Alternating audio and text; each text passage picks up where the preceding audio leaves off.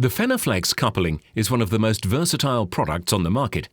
However, successful operation depends upon following the installation instructions to the letter. Failure to adhere to these instructions can have catastrophic consequences.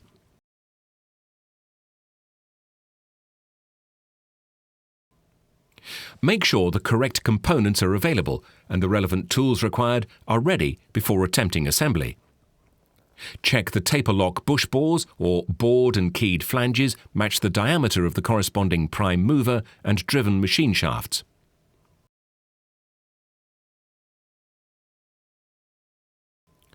All mating surfaces of the assembly taper bores in flanges and taper lock bush bores should be cleaned to remove any debris that might impede accurate and effective assembly. A lint-free cloth is usually sufficient.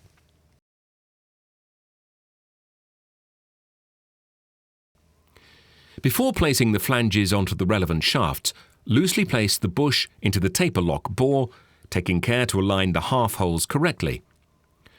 Specific details of the procedure can be viewed on the Fenner taper lock bush installation video. Remove the clamping rings from the flanges when installing couplings size F70 and above, taking care to ensure the clamping ring screws do not get lost.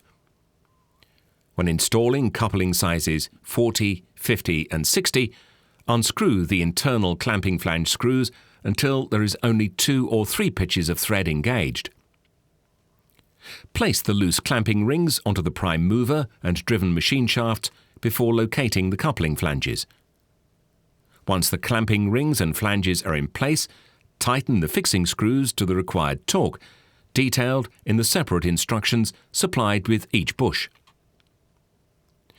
Bring the shafts into line until dimension M is obtained, and if shaft end float is to occur, locate the shafts at mid-position of the end float when checking dimension M. The shaft ends may project beyond the faces of the installed flanges, but take care to ensure you allow sufficient space between the shaft ends to accommodate end float and misalignment.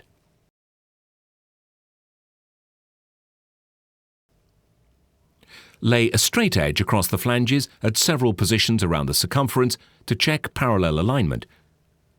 Check the angular alignment by measuring the gap between the flanges at different positions around the circumference.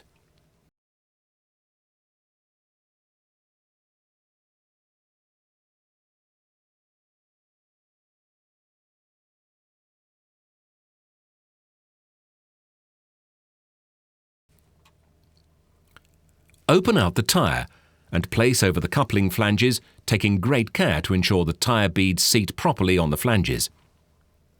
To ensure the tyre seats properly, it may be necessary to manipulate the tyre manually until the gap between the tyre ends is no larger than shown in Table 2 on the installation instructions leaflet. This may mean using a rubber mallet on larger sizes.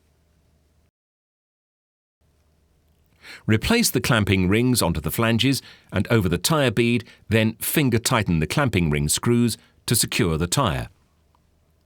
Using a hexagon key or spanner and torque wrench, tighten the clamping ring screws alternatively and evenly, half a turn at a time, until the correct screw torque detailed in Table 1 of the installation instructions is achieved. Take care and note that once assembled, there should not be any metal-to-metal contact between the coupling flange and clamping ring.